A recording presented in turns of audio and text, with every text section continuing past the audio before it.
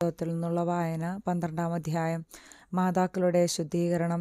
കർത്താവ് മോശെയോട് അരുളിച്ചെയ്തു, ഇസ്രായേൽ ജനത്തോട് പറയുക, ഗർഭം ധരിച്ച് ആൺകുഞ്ഞിനെ പ്രസവിക്കുന്ന സ്ത്രീ ഋതുകാലത്തെന്ന പോലെ 7 ദിവസത്തേക്ക് അശുദ്ധിയായിരിക്കും. 8-ാം ദിവസം കുട്ടിയെ പരിച്ഛേദനം ചെയ്യണം. പിന്നെ രക്തത്തിൽ നിന്നുള്ള ശുദ്ധീകരണത്തിനായി അവൾ 33 ദിവസം കാത്തിരിക്കണം. ശുദ്ധീകരണ ദിവസങ്ങൾ കഴിയുന്നതുവരെ വിശുദ്ധ വസ്തുക്കൾ സ്പർശിക്കുകയോ വിശുദ്ധ സ്ഥലത്ത് പ്രവേശിക്കുകയോ അരുത്. എന്നാൽ പെൺകുഞ്ഞിനെയാണ് പ്രസവിക്കുന്നതെങ്കിൽ ഋതുകാലത്തെന്ന പോലെ 2 ആഴ്ചത്തേക്ക് അവൾ അശുദ്ധയായിരിക്കും. രക്തത്തിൽ നിന്നുള്ള ശുദ്ധീകരണത്തിനായി 66 ദിവസം കാത്തിരിക്കണം.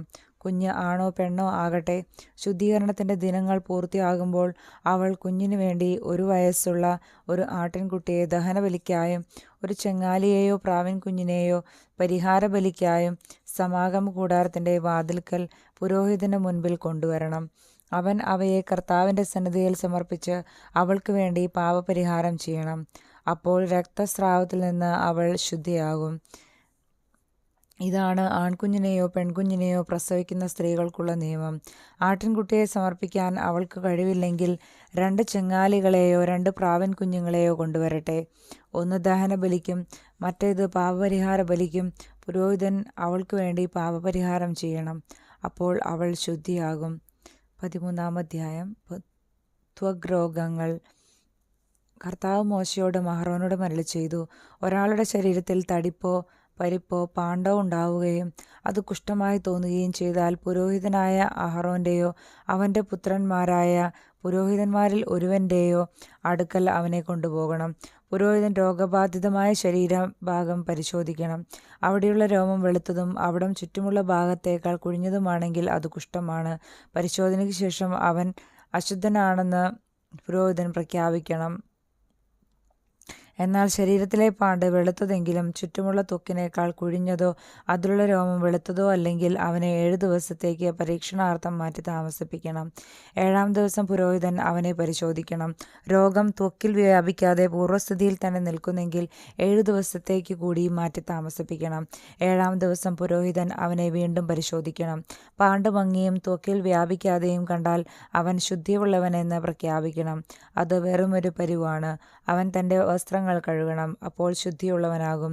പുരോഹിത സാക്ഷ്യത്തിന് ശേഷം പരു ശരീരത്തിൽ വ്യാപിക്കുന്നെങ്കിൽ അവൻ പുരോഹിതന്റെ അടുക്കൽ വീണ്ടും പോകണം. പരിശോധനയിൽ പരു ശരീരത്തിൽ വ്യാപിച്ചതായി കണ്ടാൽ അവൻ അശുദ്ധനെന്ന് പ്രഖ്യാപിക്കണം. അത് കുഷ്ഠമാണ്. കുഷ്ഠം ബാധിക്കുന്നവനെ പുരോഹിതന്റെ അടുക്കൽ കൊണ്ടുപോകണം. പുരോഹിതൻ അവനെ പരിശോധിക്കണം. ശരീരത്തിലെ തടിപ്പും ആ ഭാഗത്തെ രോമവും വെളുത്തിരിക്കുകയും അതിൽ ചലം നിറഞ്ഞിരിക്കുകയും ചെയ്താൽ അത് പഴകിയ കുഷ്ഠമാണ്. അവൻ അശുദ്ധനെന്ന് പ്രഖ്യാപിക്കണം. അവൻ്റെ പരീക്ഷണാർത്ഥം മാറ്റി താമസിപ്പിക്കേണ്ടതില്ല. തല മുതൽ കാല് വരെ കാണാവുന്ന ഭാഗത്തെല്ലാം കുഷ്ഠം വ്യാപിച്ചിട്ടുണ്ടെങ്കിൽ പുരോഹിതൻ അവനെ പരിശോധിക്കട്ടെ.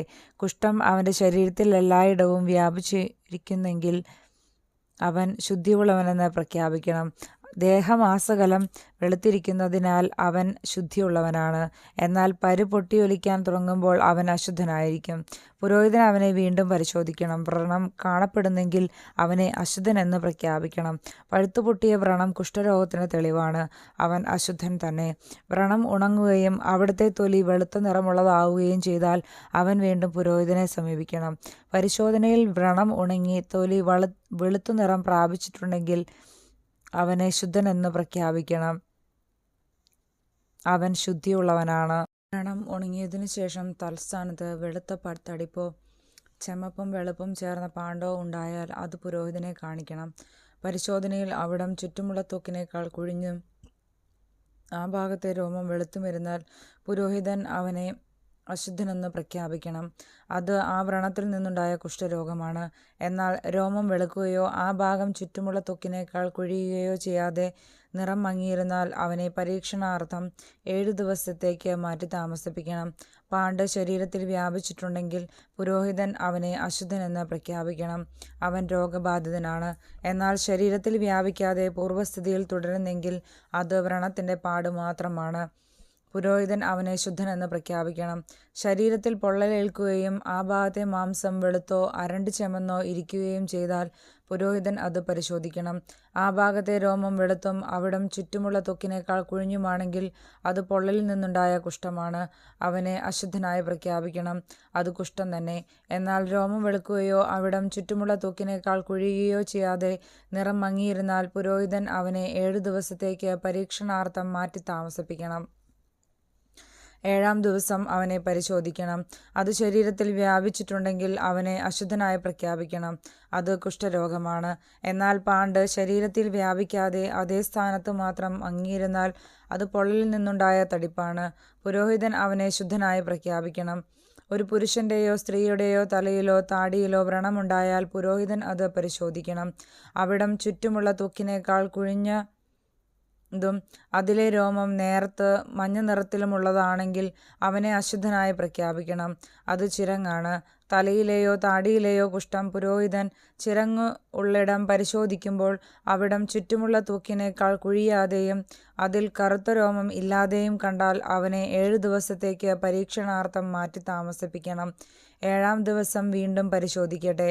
ചിരങ്ങ് വ്യാപിക്കുകയും ത്വക്ക് കുഴിയുകയും രോമം മഞ്ഞയ്ക്കുകയും ചെയ്തിട്ടില്ലെങ്കിൽ അവനെ ക്ഷൗരം ചെയ്യണം. ചിരങ്ങുള്ള ഭാഗം ക്ഷൗരം ചെയ്യരുത്. അവനെ 7 ദിവസത്തേക്ക് കൂടി പരീക്ഷണാർത്ഥം മാറ്റി താമസിപ്പിക്കണം. 7-ാം ദിവസം പരിശോധിക്കുമ്പോൾ ചിരങ്ങ് ത്വക്കിൽ വ്യാപിക്കുകയോ അവിടം കുഴിയുകയോ ചെയ്തിട്ടില്ലെങ്കിൽ അവനെ ശുദ്ധനായി പ്രഖ്യാപിക്കണം. അവൻ തൻ്റെ വസ്ത്രങ്ങൾ കഴുകി ശുദ്ധനാകട്ടെ. എന്നാൽ ശുദ്ധീകരണത്തിന് ശേഷം ചിരങ്ങ് പടരുകയാണെങ്കിൽ പുരോഹിതൻ അവനെ പരിശോധിക്കണം. ചിരങ്ങ് പടർന്നിട്ടുണ്ടെങ്കിൽ മഞ്ഞ രോമമുണ്ടോ എന്ന് നോക്കേണ്ടതില്ല. അവൻ അശുദ്ധനാണ്. പരിശോധനയിൽ ചിരങ്ങ് വ്യാപിക്കാതെ അതിൽ കറുത്ത രോമം വളർന്നിട്ടുണ്ടെങ്കിൽ അവൻ രോഗവിമുക്തനായിരിക്കുന്നു. അവൻ ശുദ്ധനാണ്. അവനെ ശുദ്ധനായി പ്രഖ്യാപിക്കണം. ഒരു പുരുഷനോ സ്ത്രീക്കോ ശരീരത്തിൽ എവിടെയെങ്കിലും വെളുത്ത പാണ്ടുണ്ടായാൽ പുരോഹിതൻ അത് പരിശോധിക്കണം. പാണ്ടിന് മങ്ങിയ വെള്ള നിറമാണെങ്കിൽ അത് ത്വക്കിലുണ്ടാകുന്ന ചുണങ്ങാണ്. അവൻ ശുദ്ധിയുള്ളവനാണ്. അതിൽ നിന്ന് മുടി കൊഴിഞ്ഞു പോയിട്ടുള്ളവൻ കഷണ്ടിയാണ്, പക്ഷെ അവൻ ശുദ്ധനാണ്. തലയുടെ മുൻഭാഗത്ത് നിന്ന് മുടി കൊഴിഞ്ഞു പോയിട്ടുള്ളവൻ നെറ്റിക്കഷണ്ടിയാണ്, അവൻ ശുദ്ധനാണ്. എന്നാൽ തലയിൽ കഷണ്ടിയുള്ള ഭാഗത്ത് ചെമ്മപ്പു കലർന്ന വെളുത്ത പാണ്ടുണ്ടെങ്കിൽ അത് കഷണ്ടി തലയിലുണ്ടാകുന്ന കുഷ്ഠമാണ്. പുരോഹിതൻ അവനെ പരിശോധിക്കണം. തടിപ്പ് ശരീരത്തിൽ കാണുന്നത് പോലെ ചെമ്മപ്പു കലർന്ന വെള്ള നിറമുള്ളതാണെങ്കിൽ അവൻ കുഷ്ഠരോഗിയും അശുദ്ധനുമാണ്. അവനെ ശുദ്ധനെന്ന് പ്രഖ്യാപിക്കണം. കുഷ്ഠമുള്ളവൻ കീറിയ വസ്ത്രം ധരിക്കുകയും മുടി ചീകാതിരിക്കുകയും മേൽചുണ്ട് തുണി കൊണ്ട് മറയ്ക്കുകയും അശുദ്ധൻ അശുദ്ധൻ എന്ന് വിളിച്ചു പറയുകയും വേണം. രോഗമുള്ള കാലമെല്ലാം അവൻ അശുദ്ധനാണ്. അവൻ പാളയത്തിന് വെളിയിൽ ഒരു പാർപ്പിടത്തിൽ ഏകനായി വസിക്കണം. വസ്ത്രശുദ്ധി. കമ്പിളി വസ്ത്രത്തിലോ ചണവസ്ത്രത്തിലോ അവയുടെ ഊടിലോ പാവിലോ തുകലിലോ തുകൽ വസ്തുക്കളിലോ പച്ചയോ ചെമ്മപ്പോ ആയ കരിമ്പനുണ്ടെങ്കിൽ അത് വ്യാപിക്കുന്ന തരമാണ്. അത് പുരോഹിതനെ കാണിക്കണം. അവൻ അത് പരിശോധിച്ചതിനു ശേഷം 7 ദിവസത്തേക്ക് പരീക്ഷണാർത്ഥം അടച്ച് സൂക്ഷിക്കണം. 7-ാം ദിവസം അത് വീണ്ടും പരിശോധിക്കണം. കരിമ്പൻ വസ്ത്രത്തിൽ പടർന്നിട്ടുണ്ടെങ്കിൽ ഊടിലോ പാവിലോ തുകൽ കൊണ്ടുണ്ടാക്കിയ വസ്തുക്കളിലോ ആകട്ടെ അത് അശുദ്ധമാണ്. അത് കത്തിച്ചു കളയണം. അത് കമ്പിളിയുടെയോ ചണത്തിൻ്റെയോ ഊടിലോ പാവിലോ തുകൽ കൊണ്ടുണ്ടാക്കിയ ഏതെങ്കിലും വസ്തുവിലോ ആകട്ടെ അത് പടരുന്ന കരിമ്പനാണ്. അത് അഗ്നിയിൽ ദഹിപ്പിക്കണം. പുരോഹിതൻ പരിശോധിക്കുമ്പോൾ വസ്ത്രത്തിൻ്റെ ഊടിലോ പാവിലോ തുകൽ ഉണ്ടാക്കിയവയിലോ കരിമ്പൻ വ്യാപിച്ചിട്ടില്ലെങ്കിൽ അത് കഴുകിയെടുക്കാൻ കൽപ്പിക്കണം.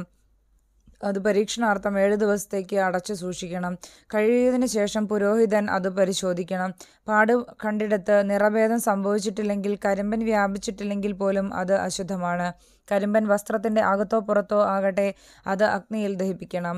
എന്നാൽ കഴുകിയതിന് ശേഷമുള്ള പരിശോധനയിൽ നിറം മങ്ങിയിരിക്കുന്നതായി കണ്ടാൽ തുകലിൻ്റെയോ വസ്ത്രത്തിൻ്റെയോ ഊടിൻ്റെയോ പാവിൻ്റെയോ പ്രസ്തുത ഭാഗം കീറിക്കളയണം. വസ്ത്രത്തിൻ്റെ ഊടിലോ പാവിലോ തുകൽ വസ്തുക്കളിലോ അത് പിന്നെയും കാണുന്നുണ്ടെങ്കിൽ പാട് പടരുകയാണ്. ആ വസ്തു ദഹിപ്പിച്ചു കളയണം. എന്നാൽ കഴുകിയതിന് ശേഷം വസ്ത്രത്തിൻ്റെ ഊടിൽ നിന്നോ പാവിൽ നിന്നോ തുകൽ കൊണ്ടുണ്ടാക്കിയ വസ്തുവിൽ നിന്നോ അടയാളം അപ്രത്യക്ഷമാകുമെന്നെങ്കിൽ വീണ്ടും കഴുകണം. അപ്പോൾ അത് ശുദ്ധമാകും. ഇതാണ് കമ്പിളി വസ്ത്രത്തിൻ്റെയോ ചണവസ്ത്രത്തിൻ്റെയോ ഊടിലോ പാവിലോ തുകൽ വസ്തുക്കളിലോ കരിമ്പൻ ഉണ്ടായാൽ അത് ശുദ്ധമോ അശുദ്ധമോ എന്ന് നിർണയിക്കുന്നതിനുള്ള നിയമം. നമ്മുടെ കർത്താവായ മിശിഹായ്ക്ക് സ്തുതി. ആമേൻ.